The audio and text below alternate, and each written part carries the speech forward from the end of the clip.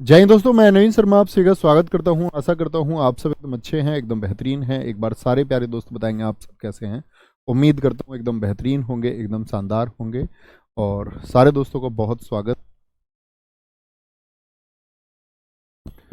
एक बार सारे दोस्त एक मुस्कुराहट के साथ में बताएंगे कि आप सब एकदम अच्छे हैं। और दोस्त, हम लोग पढ़ रहे थे प्राचीन इतिहास को।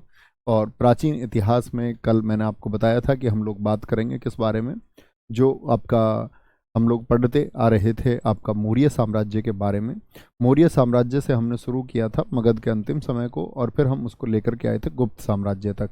गुप्तों को हमने पढ़ लिया, उनको भारतीय इतिहास का स्वर्णकाल क्यों कहते हैं, ये बात आप लोगों ने जान ली होगी। तो आज मित्र हम इस बात को शुरू करते हैं।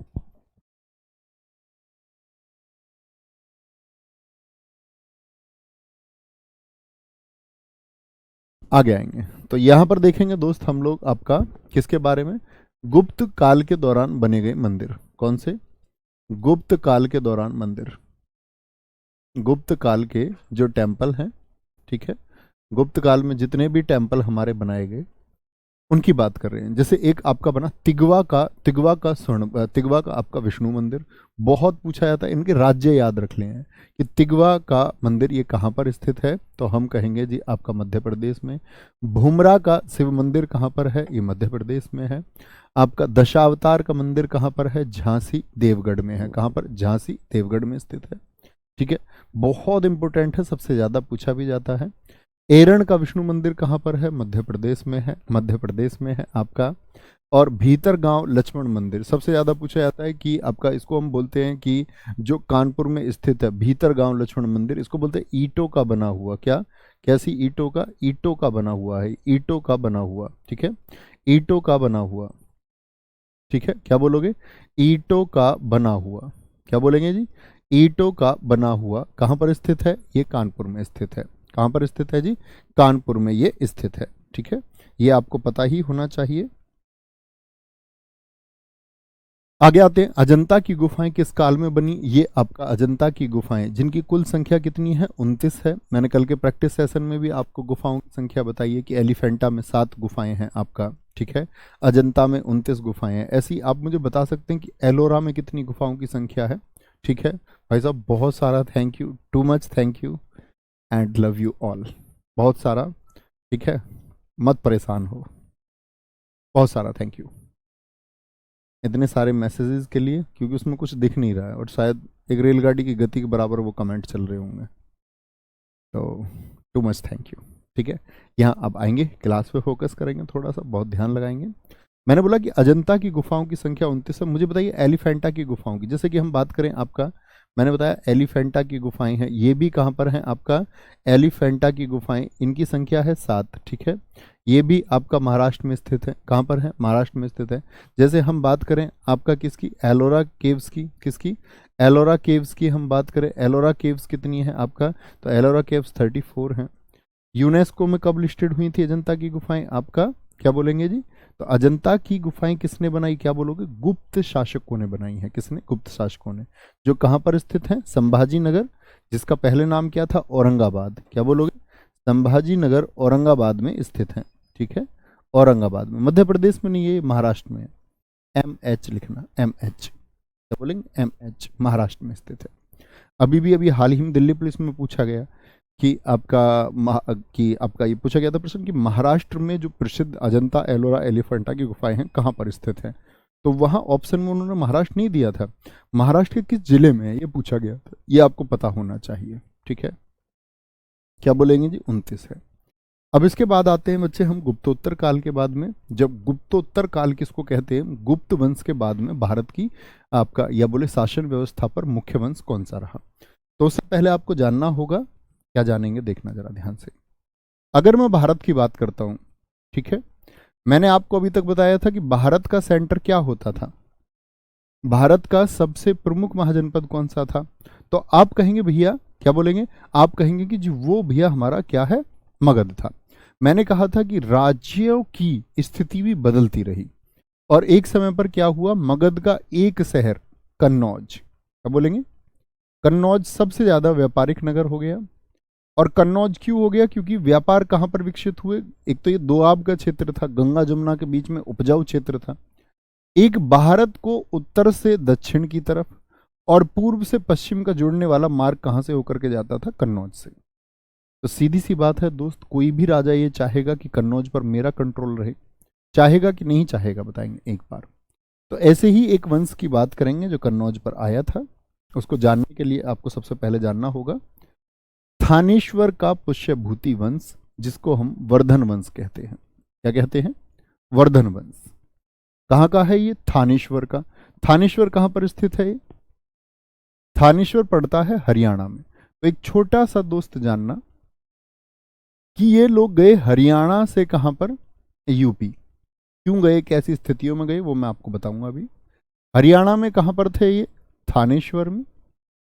तो बहुत बार कॉम्पिटिटिव एग्जाम में पूछा जाता है वर्धन वंश ने अपनी राजधानी कहां से कहां पहुंचाई थी। तो सारे दोस्तों का आंसर आएगा, एक बार थम्सअप करके बताइए, एक उत्साह में बताइए थम्सअप करके कि भैया कहां? कन्नौज स्थापित हुई थी, Kannauj. Too much, thank you. एक अब बात करेंगे कन्नौज कैसे आए, ये बात तो बाद में होगी, पहले थानेश्वर की बात करते हैं कि थानेश्वर जो हरियाणा में स्थित है वहां पर एक पुष्यभूति वंश था, क्योंकि उसके संस्थापक पुष्यभूति थे। ठीक है, पुष्यभूति वंश का ही शासक हुआ आगे चल के प्रभाकर वर्धन। प्रभाकर वर्धन के 2 बेटे और 1 बेटी। बड़े बेटे का क्या नाम है? बोलो, राज्यवर्धन। ठीक है, राज्यश्री कौन थी? पुत्री थी। और तीसरा छोटा पुत्र था हर्षवर्धन। ठीक है, मोखरी वंश का शासक इनके समय पर होता था अवंती वर्मन एक। उस अवंती वर्मन के सामंत यानी कि ये कौन थे? उस अवंती वर्मन के मंत्री थे।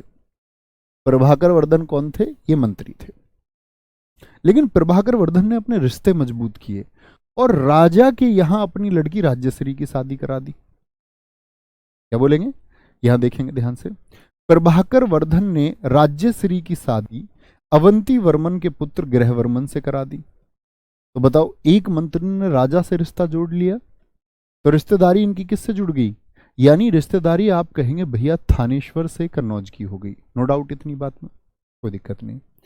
अच्छा, यहां पर क्या हुआ, यहां समझेंगे कि एक तो शासक शशांक है, यहां आपका बंगाल क्षेत्र में, ये कहां था? ये बंगाल क्षेत्र में शासन करता था। क्योंकि दोस्त देखो, कन्नौज इधर था, बंगाल क्षेत्र इधर था और मालवा का क्षेत्र इधर था। देवगुप्त था आपका एमपी की तरफ, मालवा में। ठीक है, ये एमपी में और ये बंगाल में।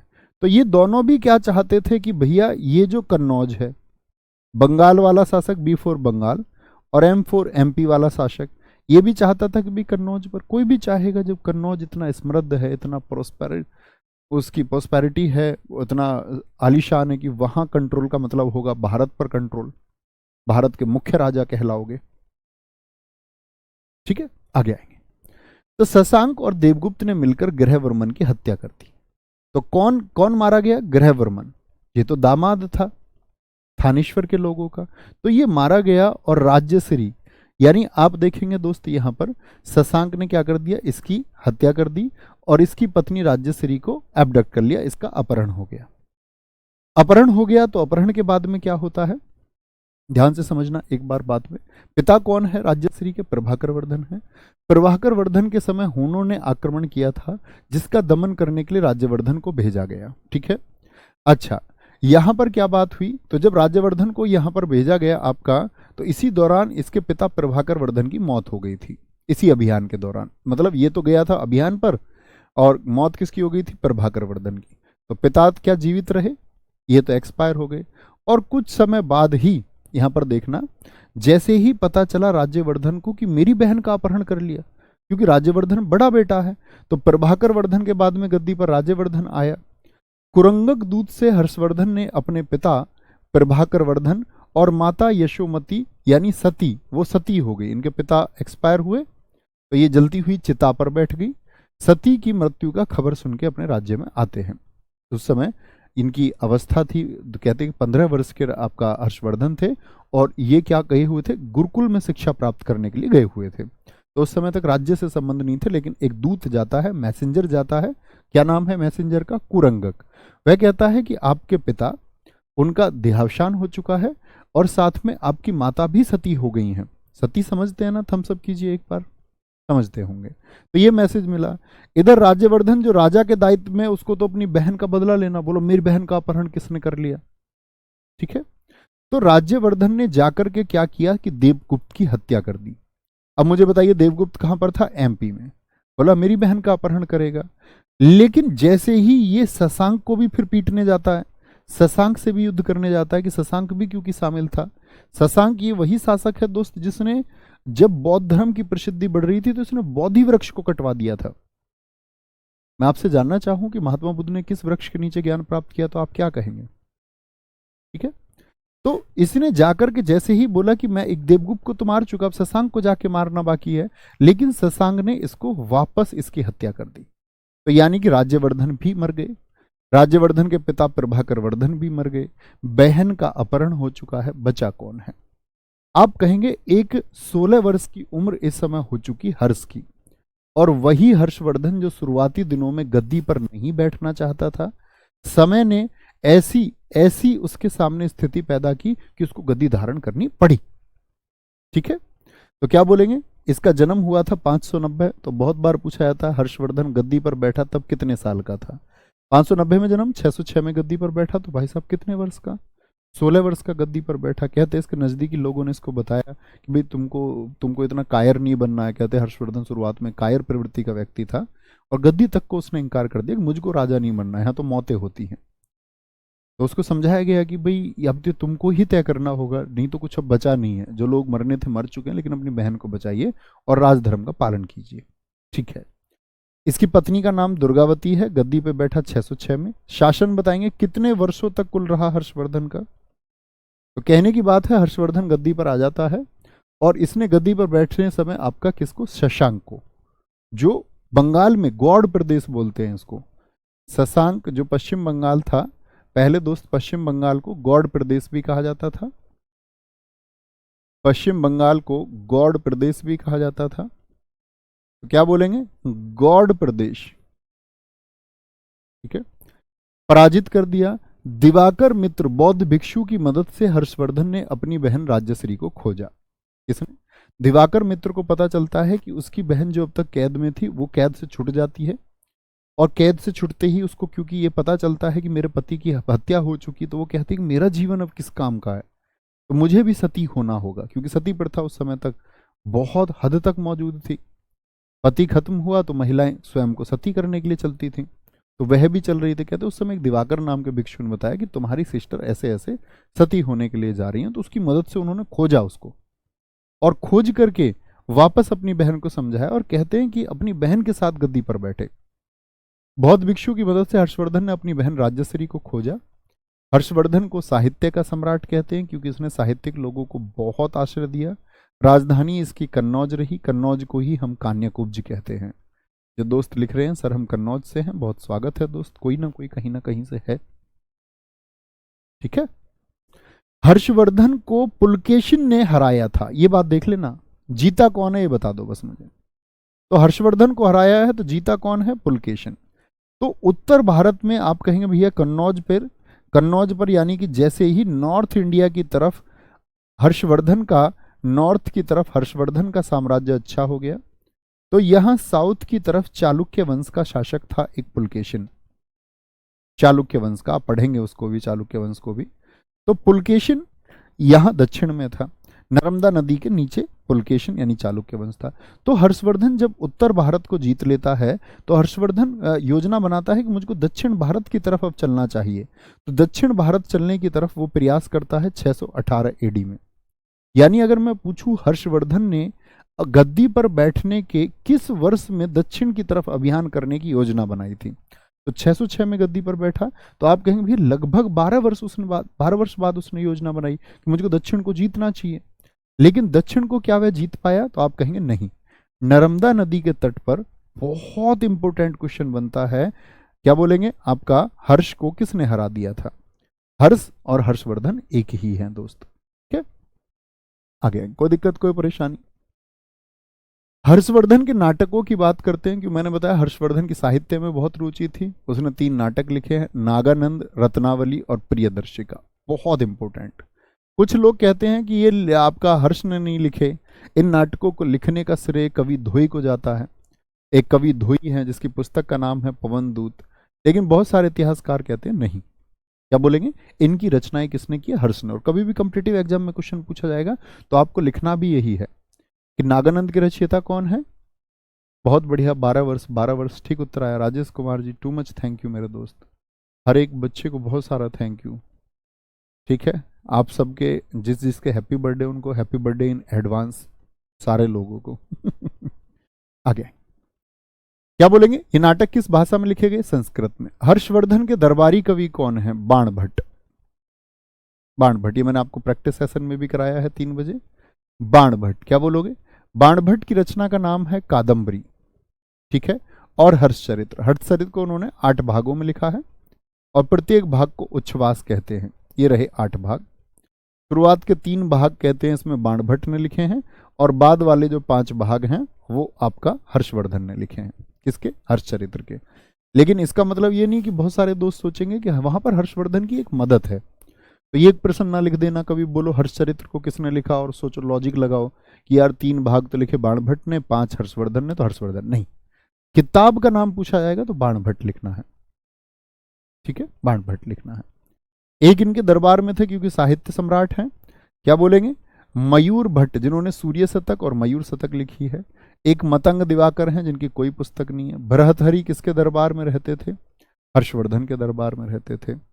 ये है कवि सोढल, जिन्होंने हर्षवर्धन को साहित्यिक हर्ष कहा है, जिन्होंने ये कहा है कि हर्षवर्धन की साहित्य में बहुत रुचि थी, बहुत रुचि थी। ठीक है, बहुत बढ़िया, वेरी गुड, बहुत शानदार।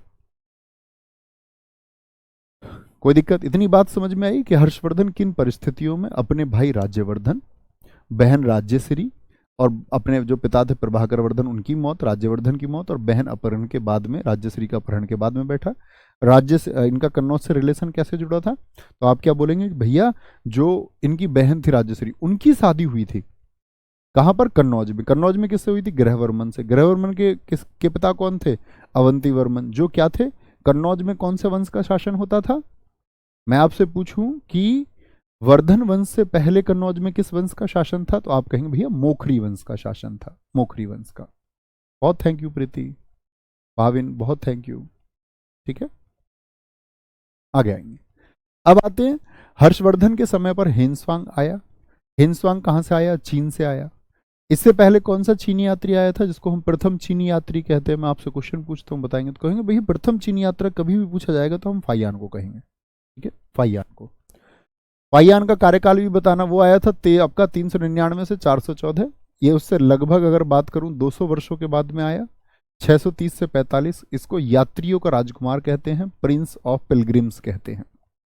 वाई, इतने सारे यात्री आए तो इसी को यात्रियों का राजकुमार क्यों कहा गया, क्योंकि जो सबसे सटीक वर्णन भारत के बारे में लिखा है, जो सबसे ऑथेंटिक जानकारी लिखी है, वह लिखी है आपका हेनस्वांग ने। ठीक है, इसी का नाम तसांग भी है।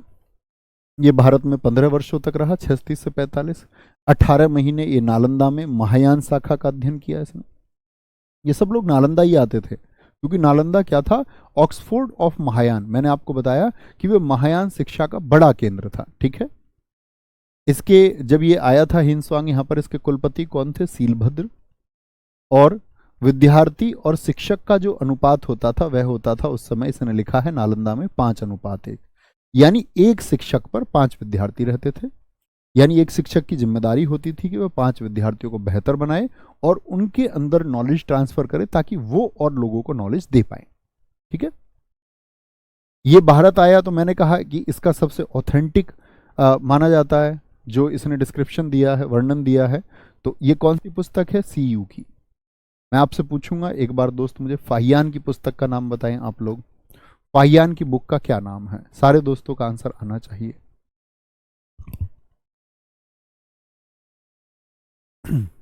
दोस्त, मेरे आशीर्वाद से नौकरी नहीं मिलेगी, आपको नौकरी दिलाएगी आपकी मेहनत। आप कितने डेडिकेशन के साथ में पढ़ाई करते हैं, आपको सिलेक्शन ये दिलाएगा।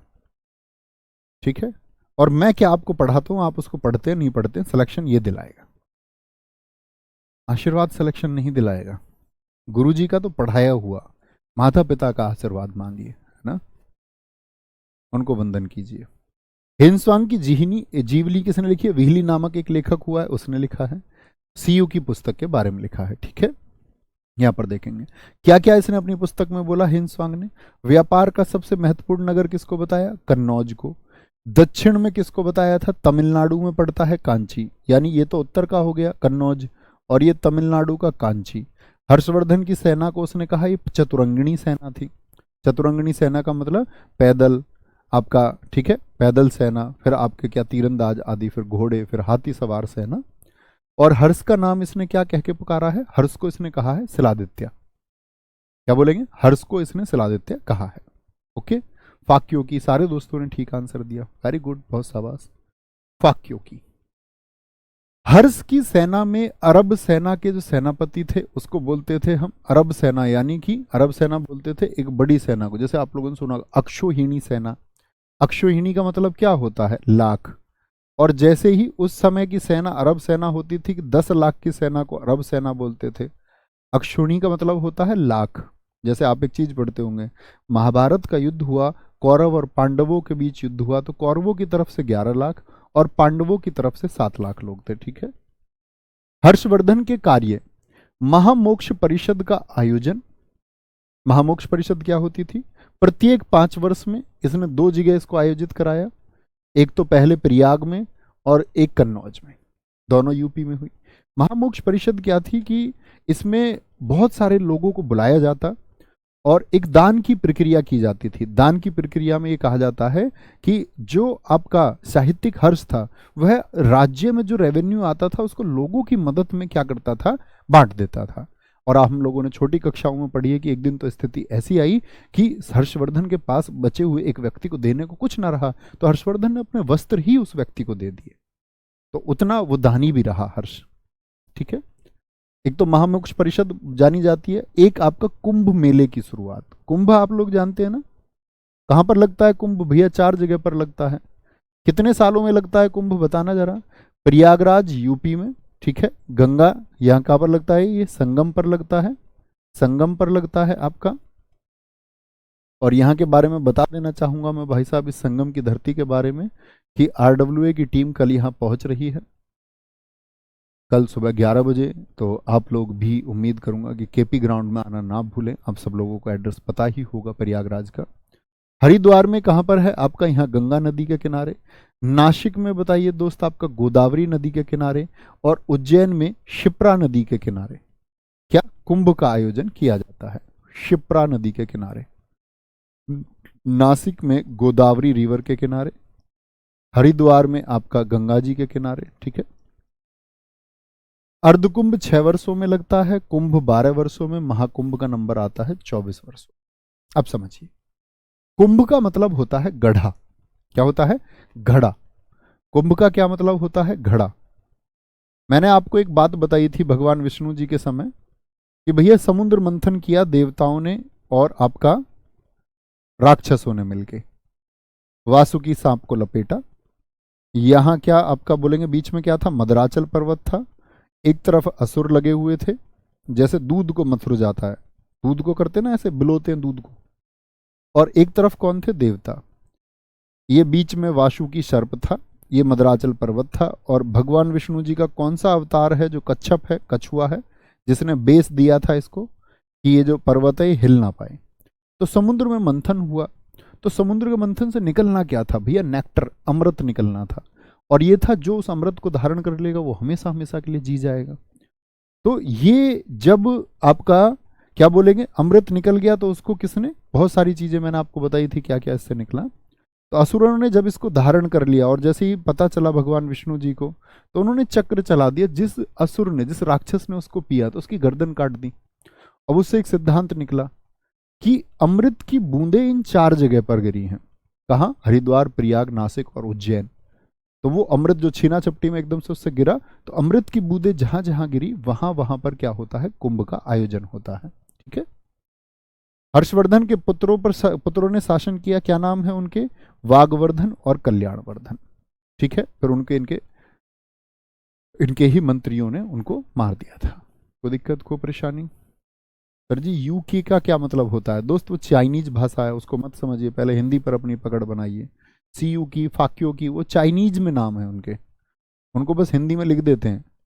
जैसे सी जिनपिंग है, उसको आप लिख ही तो देते हो, वो ऐसा थोड़ी होता है सी जिनपिंग जैसा। 33 ठीक है अवधेश जी। आर्य का विवरण 33 होगा, 33 ठीक होगा, कोई दिक्कत कोई परेशानी। मैं आपको एक बार रिपीट करके बताता हूँ कि जैसे ही आपका मैंने बताया कि कन्नौज सेंटर बना, तो कन्नौज में कौन थे, कन्नौज में कौन सा वंश था, मेरे क्वेश्चन का आंसर करते रहे बस। कन्नौज में कौन सा वंश था भैया? मोखरी वंश था। वहां शासक थे अवंती वर्मन, उनके बेटे का नाम था ग्रहवर्मन। उनके मंत्री थे जिनको उन्होंने शासन सौंप रखा था हरियाणा थानेश्वर का प्रभाकर वर्धन। प्रभाकर वर्धन ने अपनी बेटी राजश्री की शादी कर दी कहां पर? कन्नौज में। दोनों का रिलेशन जुड़ गया। कुछ समय बाद प्रभाकर वर्धन की मौत हो गई। प्रभाकर वर्धन की मौत हो गई तो अ, किस पर आपका जिम्मेदारी आएगी? बड़े बेटे राज्यवर्धन पर। राज्यवर्धन और बहन का अपहरण हो गया क्योंकि जीजा ग्रहवर्मन की हत्या हो गई, तो वह देवगुप्त को मारा उसने, लेकिन शशांक के हाथों वह मारा गया। यही बदला फिर हर्ष ने पूरा किया। हर्ष ने अपनी बहन को बचाया और शशांक को भी हराया। और किस तरह से हर्षवर्धन ने अपने साम्राज्य विस्तार के लिए काम किया। लेकिन दक्षिण में क्या, मुझे बताइए एक बात, बस एक प्रश्न बताइए कि क्या आपका, अगर बात करें हर्षवर्धन दक्षिण भारत को जीत पाया था? क्या बोलेंगे? दक्षिण भारत को जीत पाया था? बोलेंगे भाई एक बार?